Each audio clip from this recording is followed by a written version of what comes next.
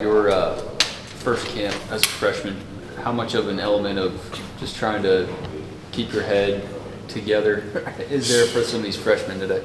Honestly, I didn't know what to think. My first camp, shoot, all I heard was we had like 19, 18 days, and I was like, where we gonna stay at? And everybody was telling me the hotel on campus. I'm like, oh, okay, I think we'll be able to go home. No, we're just walking back and forth across the street. So you kind of get that feel of being around the guys every day and just working. So I just tell them just come in, put one foot in front of the other, man, just be ready to work.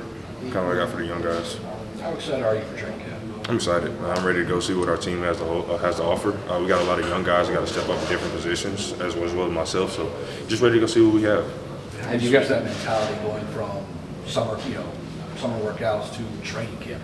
Mentally, what are you going to go through? We had to change our mental thoughts. Like we got to get out of the mood of working out now. We got to go into the football mode, ready to run to the ball, cover down, things like that. So just you got to change our mindset just a little bit with the intensity.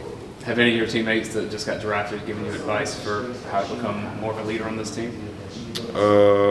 Not since they've been gone, but like watching those guys as leaders while they were here, I think that kind of prepared me and got me ready for the time that I'm in now. So I can kind of say yeah to that. Stetson and a couple other guys chopped their hair off. You're not going with that route? Nah, I think that was just, it started as a tight end thing, but then it just moved into like a whole offensive kind of thing. So I think they just kind of like bonded together and made it like an offensive decision. How close do you feel you are? First part really spoke highly about what you guys are bringing back in the defensive line, even though you have to replace Jordan, Trayvon, Devontae. How confident do you feel in the talent level that is in this defensive line group? I don't question our talent at all. I feel like we have everything we need in our room to go be a championship caliber team. So we just have to put the work forward so we can get there. But I feel like we're fine. And Kirby Smart's feels pretty highly about Shmuel London as well. I know he didn't practice this spring, but what have you seen out of him so far? Shmuel London? Smile. He needs the time. He needs the time to go out there and be that leader, be that vocal guy. But so within time in this camp, I feel like he'll definitely come into that role. Zion, what's preseason camp like for you? Do you do anything to kind of break up the monotony? Because you'll get to like day 6, day 7, and probably be looking forward to school starting or something. I think it's just I go back to saying put that one foot in front of the other and just stack the days on top of each other because it's gonna come time. But September 3rd is gonna be right in front of us and we're not gonna think about it. So I think we just gotta take every day, don't take it for granted. What places he's been a big word thrown around? How do you guys avoid that? Complacency when we think about it here is just like not wanting to be that guy that's thinking, oh, we did it last year, so we're definitely gonna be able to do it again. No, we have to go earn it again. Like it's not just gonna be given to us. We have to go make that run to go to Arizona or Atlanta to get to California. So we got to do it 1 week at a time. Though it starts right now at fall camp. After this, it goes straight to September 3rd. So we just take week by week. Are you thinking about the working game at all, or is it so difficult and so trying that it doesn't really afford the opportunity for that? It's in the back of my mind, but it's like we got so much to worry about here. So it's like you kind of got to push it to the side and worry about us first. Yesterday for pictures, y'all had the little signs that said like "My friend is this, that, and the other." So I was wondering, who you feel connected to on your D-line and stuff like that? Who I feel connected to? I feel connected to all my guys. I know how to push them. I know how to make them laugh. I know how to encourage them. So I'd probably say my whole D-line. We got to click tight. And then y'all said y'all at the Georgia Center right now during fall camp. Who's your roommate right now? I'm by myself. Oh, okay. What's the most impressive thing you've seen Jalen Carter do on the field, in practice, in a game, wherever? I mean, I don't even think he knows. I think he's just being him, just like being that strong enforcer. Like he's not going to be blocked. He's not going to want you to block him. He's not going to want you to touch him. So whenever he can quick swim you or get you off of him, I think that's when he's when he's at his best. Does it make your job easier having played beside him, knowing the attention he's probably going to get? I think we piggyback off each other. I think it like makes both of our jobs easier because we know where we need to be. We know what we got to do. So we can just look at each other and be like, hey, we got to do this. We got to do that. So I think it kind of plays with both hands. You said you're by yourself in a room.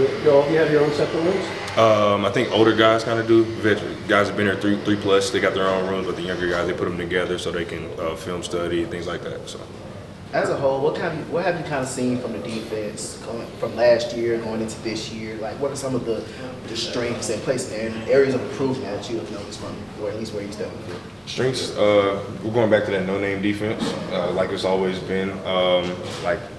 Obviously, we don't have the big fella and the man in the middle, as guys like to say, but I just feel like if we have the pieces that we need, guys got to step up in different areas. So Kirby was talking about defense voiding places here where there's a lot of guys having to step up. I guess you're one of those guys replacing Jordan. What is your mindset? Because obviously you're on the team that won last year, but you weren't as big of a factor. What's your mindset in terms of winning complacency and things like that? And really just doing whatever my team needs me to do, whether it's stopping the run, being vocal, anything. I want to be that complete guy that this team can depend on and lean on.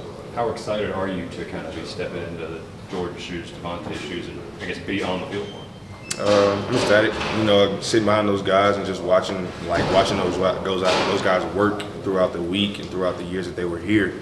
It's just I took bits and pieces from them and I put it into my own. So I'm kind of ready just to see what I have to offer to this university.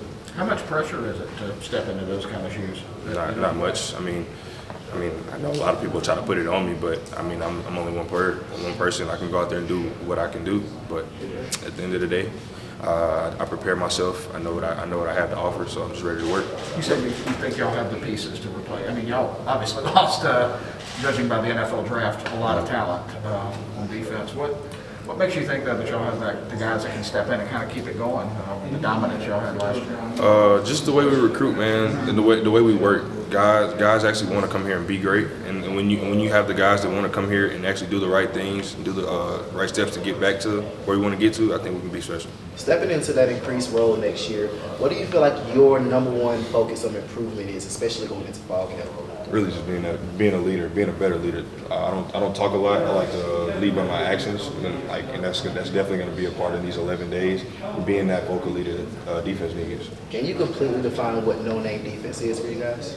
Shoot, everybody always they look at us and be like, oh, this guy doesn't have 10 sacks. This guy doesn't have 17 TFLs. We have 11 5-stars on the field. I don't even say 5 stars, but we got 11 of those guys on the field. So it's a race to the ball at the end of the day. So. It's just we kind of all play together. We love each other, so I think that's what it means. No-name defense. Do you have a specific game next year that you're looking forward to? Get a specific game next year. Not specific. No, not really. No.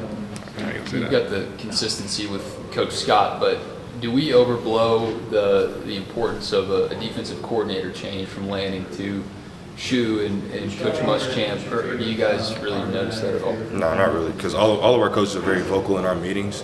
So now that it's not Coach Lanning, that it's Shu and Coach Muschamp, it gives them more of a voice to hear and more of an opinion to take and run with, basically. All right, last question. You said you were a real vocal leader on the team, and Coach Smart has given you high praise about your maturity and the way you've journeyed up this role. I was wondering when you felt like you really stepped into that vocal leader position.